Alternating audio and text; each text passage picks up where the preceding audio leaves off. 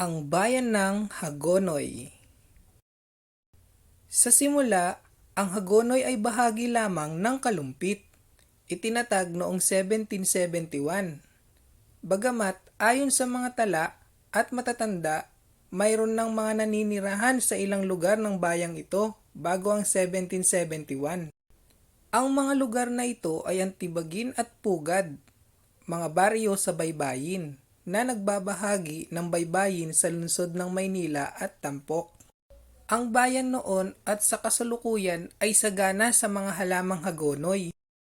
Ang dahon ng hagonoy ay tinuturing na panggamot at maaaring gamitin bilang sangkap ng pagkain. Ito ay umunlad noong panahong iyon sa mga dalampasigan.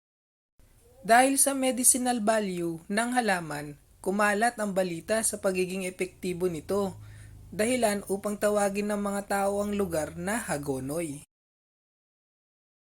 Unang nabanggit ang Hagonoy sa kasaysayan ng Pilipinas noong 1571. Bago pa man ang ginawang blood compact sa pagitan ng mananakop na Espanya na si Miguel Lopez de Legazpi at ng Datu Sikatuna ng Pilipinas. Ang lugar ay kilala na bilang Hagonoy. Ang lupain ay binubuo ng archipelagic marsh at sa mga sanga ng ilog na papunta sa dagat, kung saan ang mga unang ninuno ng bayang ito ay malamang na dumaan dito upang makarating sa Hagonoy. Si Magat Salamat, isang revolusyonaryong bayani at ang huling prinsipe ng kaharian ng Tondo, ay minsang namuno sa bayang ito. Siya ang ninuno ng mga Salamat pamilya na naninirahan ngayon sa iba't ibang baryo ng bayang ito. Maligayang pagdating sa bayan ng Hagonoy. Bago nga natin pasyalan yung munisipyo ng Hagonoy, may barangay muna tayo na bibisitahin. Dito sa bayan na to, marami tayong makikitang mga palaisdaan, kaya nga tinawag tong Aquaculture of Bulacan.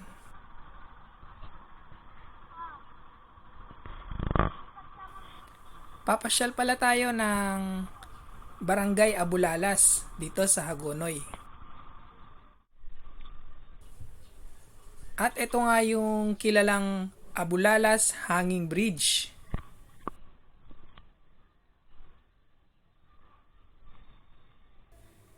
Itong hanging bridge na to ay nagdurugtong mula dito sa Barangay Abulalas sa Hagonoy hanggang doon sa kabila sa San Isidro II sa bayan naman ng Paumbong. Itong tulay ay nasa estimated 200 meters long. Pag first time mo nga rito dumaan, nakakalula sa bandang gitna. Tara na sa Municipality Hall ng Hagonoy. Daming manukan, no? Pagilid.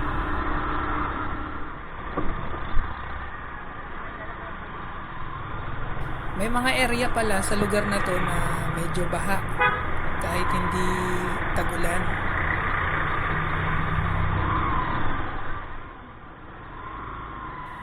So, nandito na tayo, and after natin sa munisipyo, papasyalan natin yung National Shrine of St. Anne na nandito lang din sa gilid ng munisipyo.